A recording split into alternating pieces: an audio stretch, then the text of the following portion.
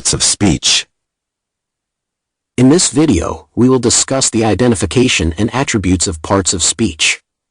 We will talk about the words that fall into different parts of speech and what attributes they have according to their parts of speech, and how to identify them correctly. By completing this video, you will gain a basic understanding of these concepts, and you will become familiar with the terms. While there may be some terms that you do not fully understand at this point, it is possible that it will become easier in future videos. Firstly, I want to explain to everyone that the term parts of speech is a relative term. It means that if we consider a word as a certain part of speech, it doesn't mean it will always remain the same part of speech. Parts of speech are relative terms and depend on how the word is used.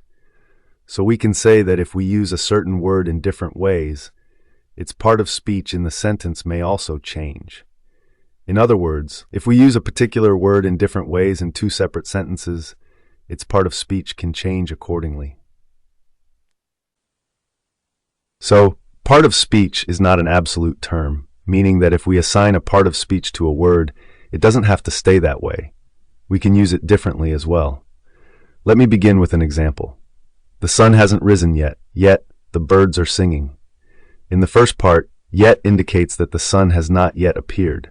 However, in the second part, yet expresses that the birds are still singing. In both sentences, the first yet acts as an adverb of time, while the second yet functions as a coordinating conjunction. It is used to connect events that have a contrasting nature. In simpler terms, we can say it serves as a synonym for but in this context, introducing something opposite or contradictory. Letters, such as A, B, C, D, and so on, are used in groups, and each has a specific meaning, which we refer to as a word. The meaning of a sentence begins with a word. In spoken language, we can convey meaning without saying anything, just by nodding or shaking our heads. However, the meaning of a sentence when written comes from the words. Letters do not directly have any meaning, but meaning comes through specific words like cat, bus, friend, or New York. Words have functions, and based on these functions, we will use them in particular sentences, and their part of speech is decided according to their function.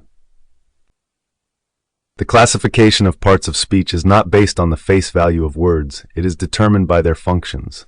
For example, the word yet is called a conjunction, but this term is not its face value. The function of a conjunction is to connect two statements, two words, or two phrases. In the same way, the word yet is also called an adverb, because adverbs refer to the time, place, purpose, manner, or reason of an action. This is why a single word is often used in multiple ways as a part of speech. However, there are also some words that are a single part of speech, but these are very rare. The functions of the words in a sentence determine their part of speech in the English language. Noun, pronoun, verb, adjective, adverb, preposition, conjunction, and interjection are the 8 primary parts of speech. In addition, there are 2 other types of words called determiners or particles, but these are not included in the proper parts of speech categories. We generally consider 8 parts of speech. The categorization of parts of speech is based on the function of words, which helps us understand the role that a word plays in a sentence. If we know the part of speech of a word, we can also know its various forms and what function it has in a sentence. For example, if a word is a verb, it can have the first, second, or third form. This attribute belongs to a verb. So if a word is a verb in the parts of speech, it will have that function. It will have that form, and we can use verbs in the subject, object, active, and passive forms, along with modals and tenses. Vice versa, if we know that a word has particular forms or functions, we can also know its part of speech. In this way, knowing parts of speech can help us understand the form or function of a word, and knowing the form or function can help us know the parts of speech.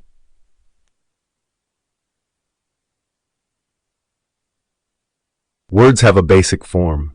In addition to this basic form, we make some changes in their forms, which can be used to express different attributes. What are attributes? Some words have number included, such as singular and plural. Some words have cases, such as nominative, objective, reflexive, and possessive. Some words have genders, and some have persons, such as first, second, and third person. There are also words that come in different forms to express state, and degrees are also included in some words. We show the different attributes of a word by making changes in its form, such as numbers, cases, genders, and persons. These attributes are found in nouns and pronouns. If a word is a noun or pronoun in parts of speech, then it means that it uses different forms to express number, gender, person, and case. When we talk about persons, I represents the first person, we represents the first person plural, and you represents the second person. However, we cannot categorize nouns and pronouns on the basis of person. However, verbs also have a feature, such as go and goes. The word go, which is a verb, we have written as goes to express its person, which is third person, and its number is singular. So the form goes is expressing two things, singular number and third person.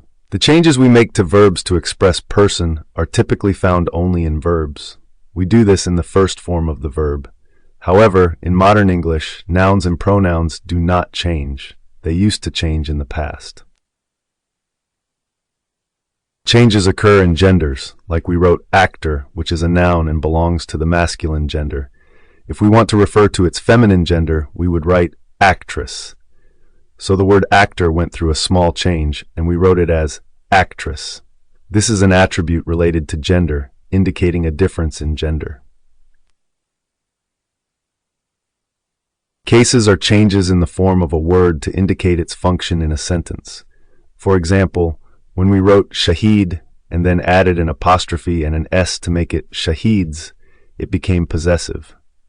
Similarly, changing child to children indicates a shift from singular to plural number. These modifications in the form of a word are how we refer to the various attributes that are part of speech. These are different forms of a word that express attributes such as number, cases, genders, and person. We refer to these attributes which are part of speech by changing the form of the word. States is found in verbs. For example, if we talk about go, it shows indefinite state. If we write going, it expresses continuity state. If we write gone, it shows completion. Went is also indefinite, but it shows past time. These forms of go, going, gone, and went are different forms of the same verb. We have used the same word in different forms. So what are these different forms expressing? They are expressing different states of the action. Degrees are present, such as writing sweet as sweeter or sweetest.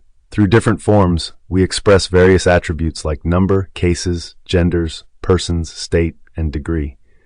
The process of modifying a word's form to convey these attributes is called inflection. We use the term inflection grammatically to describe this phenomenon. Inflection means a change in the form of a word. This can be done by adding letters or words to the word, resulting in a change in its form. The reason for this change is to express different grammatical information about the word, such as number, case, gender, person, state, and degree associated with a particular word. So when we modify the form to convey various attributes of a word, it is called inflection. Noun, pronoun, verb, adjective, and adverb are the parts of speech that exhibit inflection. In nouns and pronouns, there are attributes such as number, case, person, and gender. Verbs have different forms that express different states of action. Adjectives and adverbs can express different degrees, positive, comparative, and superlative.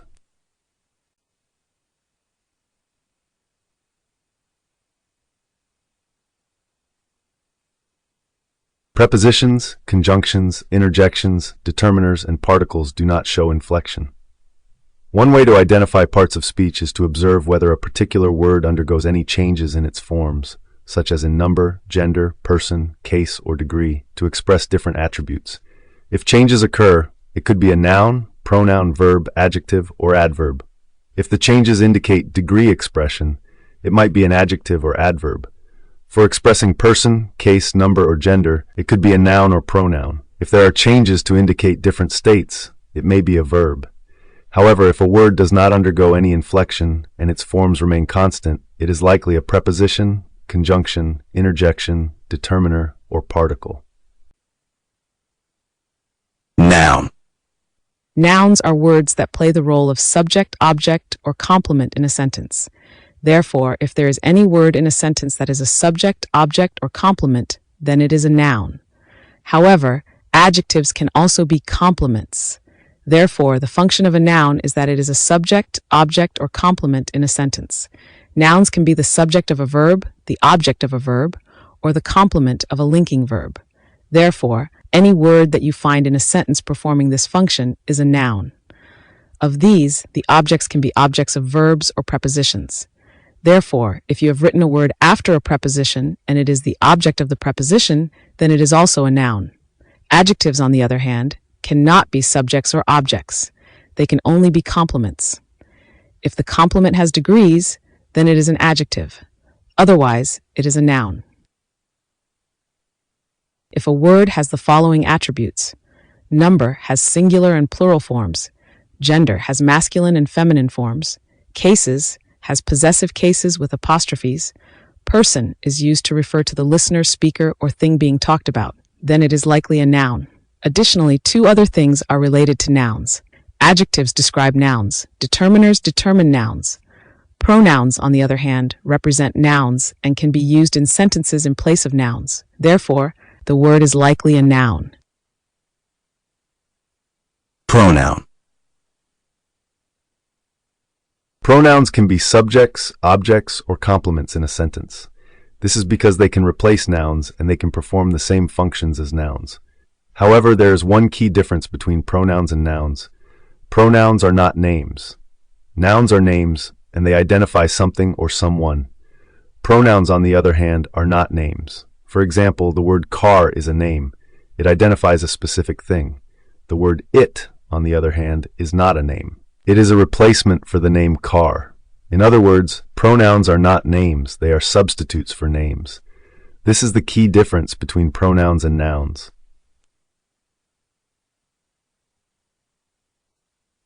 Adjectives and determiners describe nouns. In general, adjectives and determiners do not describe pronouns. This is because if they were to describe pronouns, then we would have to use the noun form. For example, in the sentence, Ali is my friend, he is a good boy, the adjective good is describing the noun boy. In general, if we need to use an adjective, then we have to use a noun. Otherwise, we would have to use a pronoun. For pronouns, we can drop the noun and write the adjective like this: he is good. This adjective is describing the pronoun he. Therefore, it is not always the case that adjectives describe nouns. They can also describe pronouns. We can make a pronoun the subject of a sentence and then use the adjective as the complement of a linking verb. This will make the adjective describe the pronoun. The important thing to note is if a pronoun is an object, what will you do? For example, I want unique something. Here, unique is an adjective used for something, which is the object. Something doesn't have a specific name. It is a pronoun. Now, we used an adjective to describe the pronoun. It's crucial to remember that when using an adjective to describe a pronoun, it always comes after the pronoun, not before. So it would be like, I want something unique.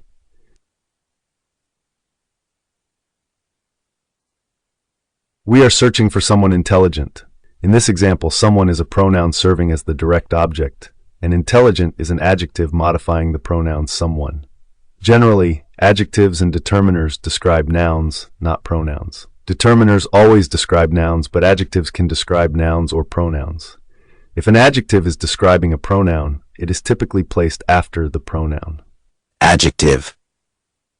To determine if a word is an adjective, there are a few criteria to consider. Firstly, check if the word functions as a complement in a sentence, especially after a linking verb. If it does, there's a chance it might be an adjective. Secondly, observe if the word describes a noun or pronoun. Adjectives typically describe nouns or pronouns. Thirdly, consider whether the word has degrees. Most adjectives have degrees like positive, comparative, and superlative. For example, if a word expresses different degrees like tall, taller, and tallest, it is likely an adjective. If you think a word is being described by an adverb, then it means that it is an adjective. However, adverbs can also describe verbs and other adverbs. Adjectives that are being described by adverbs cannot be described by determiners. Determiners can only describe nouns. If you think that an adverb can describe a word, but a determiner cannot, then it means that the word is an adjective.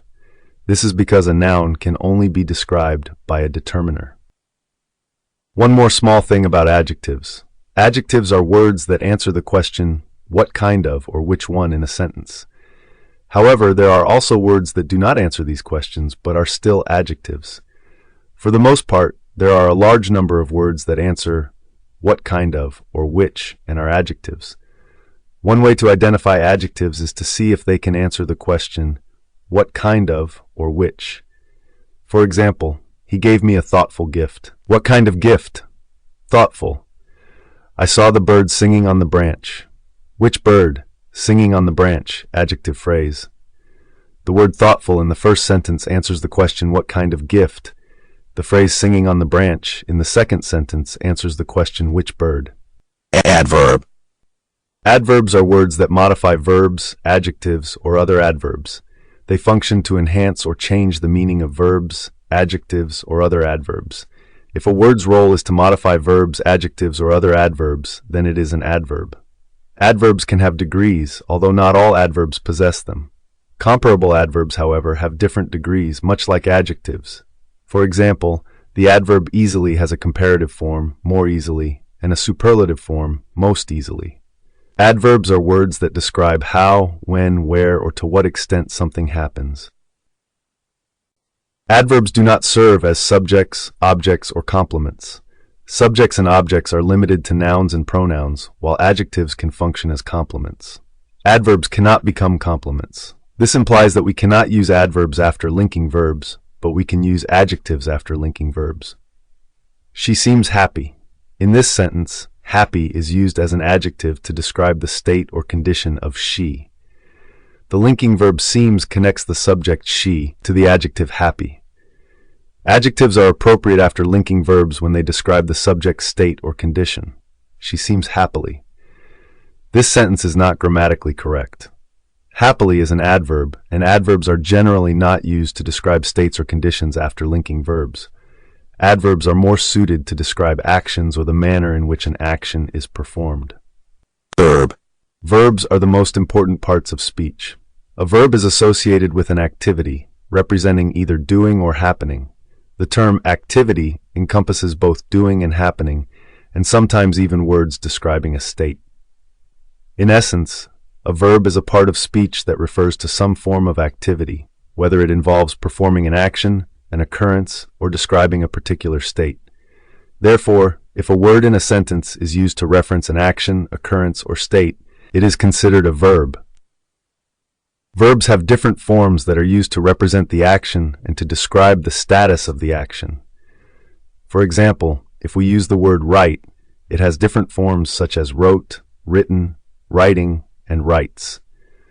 Using these forms, we can describe the action in different statuses. If a word is used in these kinds of forms, then it is understood that it is being used to describe an action, which means that the word is a verb. Another aspect of verbs is that they can be used with helping verbs. Even the helping verbs themselves are considered verbs. Therefore, we can say that verbs can help other verbs. Verbs have their own categorization within the broader category of verbs. These helping verbs assist other verbs in expressing different actions or states. In summary, verbs include words that convey doing or happening, words that have different forms to express various states, and words that can aid other verbs in constructing meaningful sentences. Preposition. Prepositions play a crucial role in sentences by connecting nouns or pronouns to other words. Although the wide variety of prepositions can be confusing due to their different uses, identifying them is not as difficult because their number is finite. The main function of prepositions is to establish a relationship between a noun or pronoun and other words in a sentence. If we write a noun or pronoun after a word, and that word is not a verb, it is likely a preposition. Let me explain again. In a sentence, nouns or pronouns often act as the object of a verb, serving as the receiver of the action. However, if we write a noun or pronoun not after a verb, but after another word, there's a high chance that the word is a preposition. This is because, on one hand, a noun or pronoun can be the object of a verb, and on the other hand, it can serve as the object of a preposition. Prepositions work by linking a noun or pronoun to another word in the sentence. If we write a noun or pronoun after a word and treat it as the object, then that word is likely a preposition, and the noun or pronoun becomes its object. Before the term preposition, we talked about 5 parts of speech: noun, pronoun, adjective, adverb, and verb. These words can change forms. They show different versions based on things like number, gender, person, case, degree, and attributes. Now let's focus on another group, prepositions. Unlike the previous 5, prepositions don't show inflection. They stay the same and don't have different forms to represent number, gender, person, case, degree, or attributes.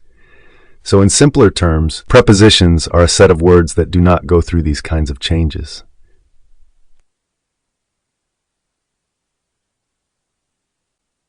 When we use a preposition with a noun or pronoun as its object, creating a phrase, that entire phrase functions as either an adjective or an adverb.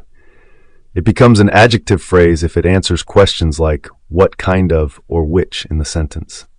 Similarly, if the phrase answers questions like when, where, why, or how, it turns into an adverb phrase. In simpler terms, any word, phrase, or clause that can answer questions like what kind of or which usually acts as an adjective.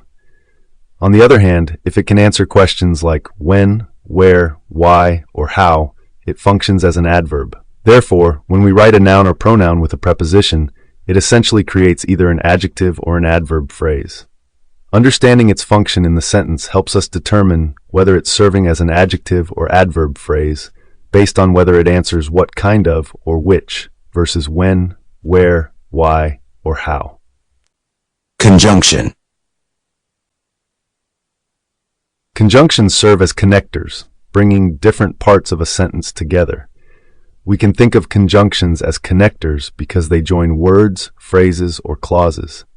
It's similar to how we write a noun or pronoun after a preposition, creating an adjective or adverb phrase. However, when we use a conjunction and write a noun or pronoun after it, it doesn't create an adjective or adverb phrase as it does with a preposition. This difference helps us understand whether to label a particular word as a conjunction or a preposition. With a preposition, writing a noun or pronoun forms an adjective or adverb phrase. In contrast, this doesn't happen when a conjunction is used. Just like prepositions, conjunctions don't have inflections, meaning they don't have different forms. Conjunctions act as connectors, and they don't undergo any changes. Another aspect of conjunctions is that they connect not only words, but also entire clauses. For example, if we use a conjunction, we can write a complete clause after it. A clause is a part of the sentence that has a subject and a predicate. However, this is not the case with prepositions. We can't write a clause after a preposition. In summary, conjunctions act as connectors, and they allow us to connect words and even entire clauses, while prepositions do not have this capability. Conjunctions can be broadly categorized into 2 types: coordinate and subordinate. Coordinate conjunctions' role in a sentence is to connect structures of the same rank. Same rank structures refer to connecting subjects with subjects, predicates with predicates, complements with complements, adverbs with adverbs, phrases with phrases.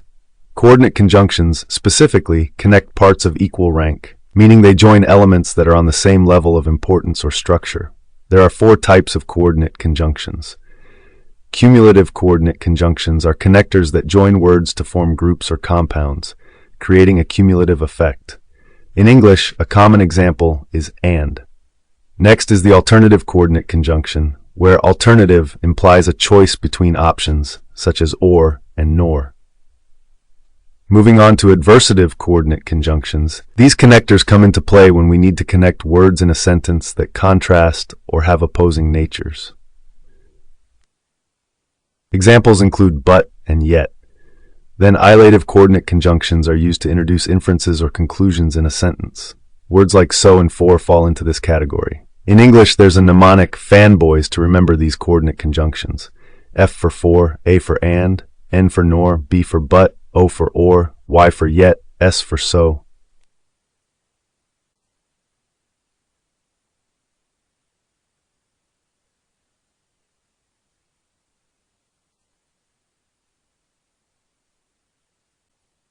Another type of conjunction is the subordinate conjunction. Unlike the fanboys, for, and, nor, but, or, yet, so, all other conjunctions fall under the category of subordinate conjunctions. Their primary function is to connect subordinate clauses in a sentence. Commonly used subordinate conjunctions include words like if, unless, until, then, that, though, as, because, since, whether, as if, so that, when, where, why, how, and more. It's essential to note that when using words from the Verb family, like when, where, why, how, as conjunctions, they always function as subordinate conjunctions. In simpler terms, subordinate conjunctions link dependent or subordinate clauses to the main clause in a sentence, or they form subordinate clauses. Interjection. Interjections are words that allow us to express our emotions and feelings. They are a distinct part of a sentence, and even if we remove them, the sentence structure remains intact. However, without the interjection, the specific emotion or feeling we wanted to convey would be lost. These words serve as a means to express gratitude, joy, discovery, greetings, requests, and more. Examples of interjections include oh, else, hurry, eureka, hello, please, and others. Placed at the beginning or end of a sentence, interjections effectively communicate our emotions, adding a layer of expression to our words. Determiners. Let's talk about determiners and adjectives together, highlighting their key differences. Determiners and adjectives are both important in providing details about nouns. Determiners serve to determine or specify nouns, providing information about the position, possession, quantity, or number, while adjectives emphasize qualities or characteristics. Words like this, that, these, those serve as determiners that refer to position. My, his, its act as determiners referring to possession, express ownership. Terms like much, little, many, several function as determiners specifying quantity. Moreover, articles like a and an also play the role of determiners, indicating quantity by representing the weaker form of one. Determiners also help in identifying or pointing to a specific person, thing, or group among others, making it easier for the reader or listener to understand which particular thing or group is being referred to in a given context. For example, I like this book. Here, this helps identify the specific book the speaker likes. Can you pass me those papers? In this case, those identifies the particular papers the speaker is referring to. The word this serves a dual role as both a pronoun and a determiner, depending on its use in a sentence. As we've discussed before, many words can function as multiple parts of speech based on their role in a particular sentence. To determine the specific part of speech, we need to consider the sentence's context. For instance, in the sentence "this is my car," the word "this" is a pronoun because it acts as the subject. On the other hand, in the sentence "I own this car," the word "this" functions as a determiner. If it were a pronoun, it wouldn't be used with the noun car. In contrast, adjectives focus on qualities and characteristics of nouns. They add descriptive details to nouns, giving more information about what kind or which one. Adjectives include words like beautiful, tall, green, etc. In essence, determiners encompass a range of words that describe position, possession, quantity, number, or amount related to nouns. It's crucial to note that determiners apply to nouns, not pronouns. Determiners, unlike adjectives, do not exhibit inflection. When comparing them to adjectives, the key distinction is that adjectives have degrees, positive, comparative, and superlative, while determiners do not. Terms like much and little could be considered adjectives if described in degrees, but typically, they function as determiners. The same holds true for several and articles like a and an. Without degrees, they are solely determiners. Moreover, adverbs cannot describe determiners. Although we know that adverbs can describe adjectives, they cannot perform the same function with determiners. Another difference lies in their use with nouns. Adjectives can stand alone without a noun, acting as complements. For example, in the sentence "this car is new," new functions as an adjective complement. However, if we write "this car is my," the sentence becomes incorrect because my is a determiner and cannot stand alone as a complement without a noun. Therefore, adjectives can be used without nouns, but determiners always require a noun. In summary, the key distinctions between adjectives and determiners include the presence of degrees in adjectives, the inability of adverbs to describe determiners, and the necessity for determiners to always accompany a noun. In any noun phrase, determiners always come at the beginning and are not used in the middle. For example, we wrote a sentence, "He is a boy." Here, boy is the noun and a is the determiner. A is not an adjective. Both words together form a noun phrase, and we call it a noun phrase because the main word in this phrase is a noun. The determiner is placed at the beginning of the phrase. Another sentence we wrote is, "He is an honest boy." In this case, boy is the noun, honest is the adjective, and an is the determiner. Together, they form a noun phrase, and the determiner is at the beginning. In the sentence "he is a very honest boy," boy is the noun, honest is the adjective, and very is the adverb. A is the determiner. Again, they come together to form a noun phrase, and the determiner is placed at the beginning. Generally, determiners are positioned at the beginning of a noun phrase. If you want to describe this noun with an adjective and further describe this adjective with an adverb, or describe this adverb with another adverb, determiners can be adjusted while changing their positions accordingly. Particles. Particles are words that cannot be categorized into specific parts of speech. They lack a well-established part of speech, and they do not carry a literal meaning of their own when used in a sentence. For example, go means to move or travel, come means to arrive, and good means positive or favorable. The word without means ki baghair in Urdu. Regular words have their own literal meanings. Particles do not have specific literal meanings. These particles do not undergo inflection or other grammatical changes. One of the most common uses of particles is in phrasal verbs, especially in English. In a sentence like "the man fell down," the word down functions as an adverb. It serves as an adverb of place, answering the question "where did he fall?" Down describes the place where the man fell, indicating the direction of the fall. The tears rolled down his cheeks. In this sentence, "down his cheeks" answers the question "where did the tears roll?" It functions as an adverbial phrase indicating the direction of the tears. The word down is a preposition, and his cheeks is the object of the preposition. If down were not a preposition, his cheeks could not be its object. They took down the important points. When we write a preposition, its object follows. This combination forms either an adjective or an adverb. In the case of "down the important points," it is neither answering the question where, nor when, nor how. Therefore, it is not an adverb. It is also not an adjective because adjectives usually come after linking verbs. The phrase "the important points" is not the object of down. It is actually the entire object of the phrasal verb "took down." Therefore, down in this context is neither a preposition nor an adverb. It is part of the phrasal verb. We cannot provide definitive proof of it being a preposition or an adverb. We cannot provide any proof for it. In general, the phrasal verbs we create involve using prepositions or adverbs, and these elements lose their literal meanings. They don't follow the rules established for well-known parts of speech. So, we refer to them as particles. This term applies to words like down and phrasal verbs, which become particles. Some examples of particles include had better.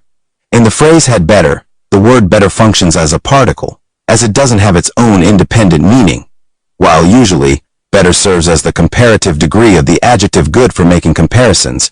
In this case, it acts as a particle. Had better is a model phrase used to provide strong advice or a suggestion. Ought to is a model phrase, and in this case, to acts as a particle. Similarly, else acts as a particle when used with nouns or pronouns, like an anybody else or something else. Articles like a and an are also considered particles when used as determiners, since they often don't have specific literal meanings and are used in different situations. Thank you.